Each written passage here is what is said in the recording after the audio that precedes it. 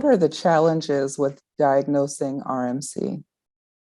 RMC is a rare tumor, and it requires a special stain, as well as the knowledge, the clinical knowledge that comes with it.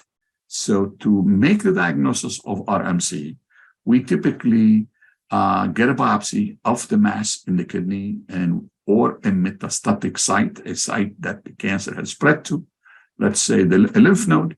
And then the pathologist examines this material, the specimen, under the microscope.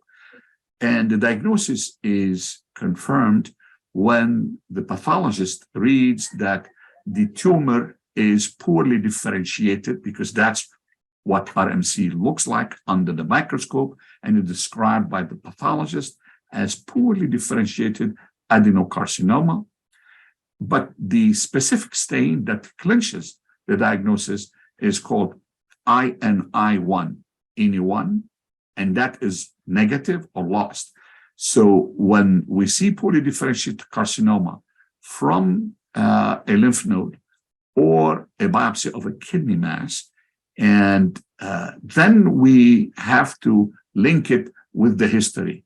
And it's important to ask then the subject, the patient, if they have sickle cell trait, or if they're aware that they have some sickle cell hemoglobinopathy. And if they do have sickle cell trait or another sickle cell hemoglobinopathy, with that finding in the biopsy of poorly differentiated carcinoma, INI1 negative, that's then it confirms the diagnosis of RMC.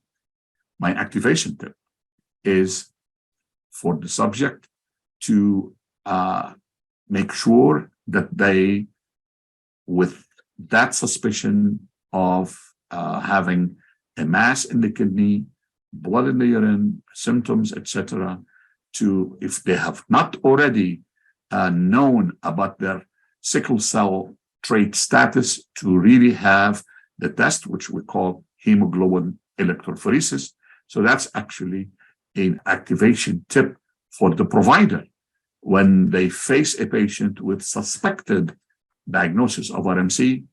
If that information is not already known, is to order hemoglobin electrophoresis, which will then tell them that the patient, the individual, has sickle cell trait or not.